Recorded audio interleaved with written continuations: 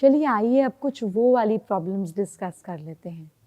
आपने देखा है कभी कभी शादी में ऐसी प्रॉब्लम आ जाती है कि एक जना बहुत प्रैक्टिकल होता है और दूसरा बहुत इमोशनल होता है। सामने वाली अगर हस्बैंड प्रैक्टिकल होता है तो वाइफ कहती है ये तो मुझे समझते ही नहीं, ये तो मेरी बातों का ठीक से जवाब ही नहीं देते, मैं लड़ती हूँ तो रात को लड़कर सो जाते हैं। इस तरह के इश्यूज आते हैं। ये कौन से प्लैनेट कराता है? अगर एक पार्टनर का बुध यानी कि मरकरी बुद्धि बहुत स्ट्रांग है और दूसरे का चंद्रमा यानी कि मन बहुत स्ट्रांग है, तो ऐसे हो गया जैसे फर्स्ट फ्लोर और बेसमेंट से आदमी बात कर रहा हो। एक आदमी दिल की बात करेगा, इमोशंस की बात करेगा और दूसरा दिमाग की बात करेगा, तो एक दूसरे से रिलेट ही नहीं कर पाएंगे क्योंकि कॉमन बैकग्राउंड ही नहीं है। एक प्रैक्टिकल और एक इमोशनल, तो कैसे बात बनेगी? ऐसे में इनको रेगुलरली वाइट चीज़ों का दान करना चाहिए दोनों को मिलकर। हो सके तो वेंसडे के दिन गाय को हरी घास खिलानी चाहिए ताकि जो ओवर प्रैक्टिकल है उसकी प्रैक्टिकलिटी थोड़ी कम हो और जो ओवर इमोशनल हो वो थोड़ा सा प्रैक्टिकल बने, ताकि कॉमन ग्राउंड तो बने। अब जब शादी हो ही गई है तो निभाने की हर कोशिश करनी ही चाहिए। इसी तरीके से दूसरी वो वाली प्रॉब्लम आ जाती है जो इमोशंस के रिलेटेड नहीं होती, लेकिन ये जो वो वाली प्रॉब्लम होती है, ये प्रॉब्लम होती है ससुराल की। हस्बैंड वाइफ की आपसी कोई प्रॉब्लम नहीं होती, लेकिन कभी सास को लेके झगड़ा होगा, कभी ननंद को लेके झगड़ा होगा, कभी देरानी जेठानी को लेकर झगड़ा होगा। मतलब आप अपने हस्बैंड की साइड वाले लोगों से या हस्बैंड वाइफ के साइड वाले लोगों से ससुराल पक्ष की वजह से झगड़ेगा। इसका मेन कारण जो होता है वो होता है मंगल। मंगल के कारण क्या होता है कि दोनों के बीच में एग्रेशन आता है, एकदम से गुस्सा आता है because of other people around.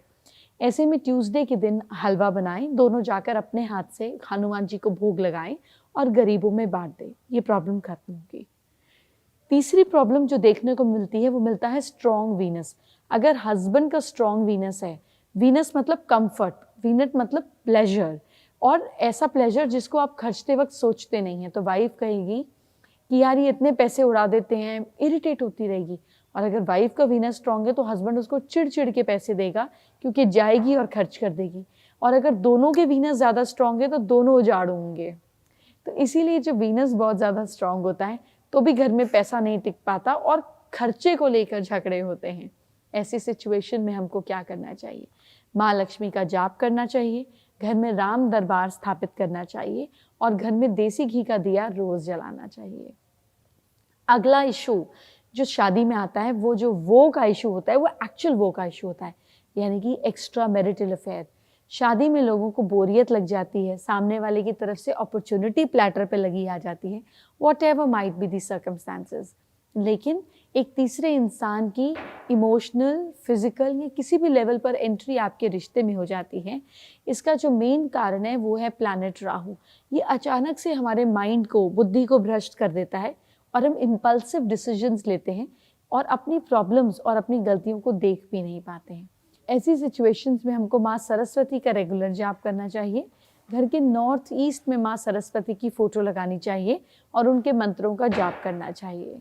इसी तरीके से दो और वो वाली प्रॉब्लम्स होती है जो हमारे रिश्तों में बीच में आती हैं। अगर हस्बैंड वाइफ का आपसी झगड़ा होता है नशे की वजह से, यानी कि अगर वाइफ एडिक्ट है या हस्बैंड एडिक्ट है और एडिक्शन को लेकर झगड़ा हो रहा है और आपस में एक दूसरे के साथ मार पिटाई कर रहे हैं या बैड बिहेवियर कर रहे हैं, तो इसका कारण सैटर्न भी हो सकता है। ऐसे में हमको क्या करना है कि हर सैटरडे पीपल के पेड़ के नीचे सरसों के तेल का दिया जलाना है। सरसों का तेल किसी गरीब को दान करना है और लोहे की कोई चीज़ जो गर्म करने वाली होती है जैसे तवा, चिमटा, ये भी किसी गरीब को दान करना है, तो ये प्रॉब्लम कम होने लगेगी। एक और प्रॉब्लम जो मैंने देखा है जो वो की तरह एंटर करती है रिलेशनशिप में, has nothing to do with family members entertaining. आपके दोस्त की वजह से झगड़ा हो गया, लड़की के दोस्त की वजह से झगड़ा हो गया, मतलब और आसपास वाले लोगों की वजह से जब झगड़ा होता है जिनसे हमारा ब्लड रिलेशनशिप नहीं होता। इस प्रॉब्लम को दूर करने के लिए पीपल के पत्ते के ऊपर चंदन से सीताराम लिखकर माँ पार्वती के चरणों में अर्पित करें। आप माँ पार्वती या माँ सीता के चरणों में अर्पित करें। इसको आपको हर मंडे के दिन करना है एक पत्ते पर, तो ये प्रॉब्लम सॉल्व होने लगेगी।